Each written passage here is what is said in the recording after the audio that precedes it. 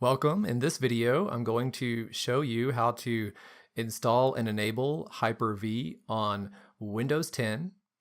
The first thing we're going to do is we're going to open up a web browser and we're going to look at what is required to run Hyper-V on Windows 10. So you can see this document if you go to this link that you see in my address bar. So we're going to look at the operating system requirements. We see that the Hyper-V role can be enabled on Windows 10 Enterprise, Windows 10 Pro, and Windows 10 Education. It cannot be installed on Windows 10 Home, Windows 10 Mobile, or Windows 10 Mobile Enterprise. So that's the OS requirements that you'll need to be able to enable Hyper-V. There are a few specific hardware requirements. The first being you need a 64-bit processor with second-level address translation.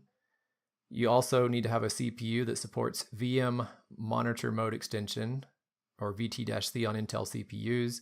You need a minimum of 4 GB of memory. And you need to ensure that in your BIOS you have virtualization enabled and that hardware enforced data execution prevention is enabled. So in general, most 64-bit processors will support these things. You might have to go into your BIOS and enable virtualization. The next step that I want to have you perform is you want to go to a command prompt. So type CMD in your search bar and you'll right click and say run as administrator and just type system info. There we go. And we'll see at the bottom we have this Hyper-V requirements. On my machine, it says a hypervisor has been detected. That's because I already have Hyper-V installed and the hypervisor is already running. If you have never enabled hypervisor, then you may see a screen that looks similar to this console screenshot. You'll see we have Hyper-V requirements and then 4 items here at the bottom. You need to have each of these items showing yes to be able to install and enable Hyper-V. If any of these items are not yes, then you need to go back and check your requirements.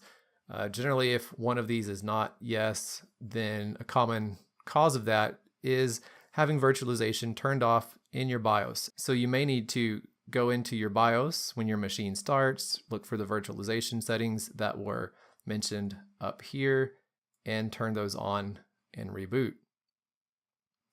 Once you have these 4 items showing yes, the next thing that you can begin doing is you can install Hyper-V.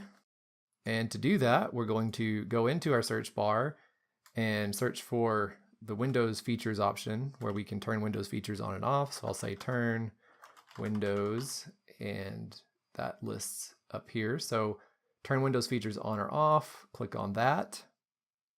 So we have our Windows features dialog. You want to scroll down to Hyper-V and you want to check Hyper-V at the top level, which should check everything underneath. And you're going to click OK to have that installed. Since I already have installed that, I'm going to click cancel. Once the install has finished, we also need to make sure that the hypervisor is set to run at startup. So if I go back to my command prompt, I can type bcdedit, and we'll see at the bottom it says hypervisor launch type auto.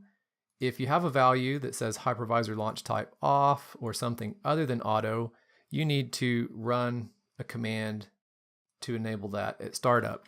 And that command is bcdedit set open curly brace current close curly brace hypervisor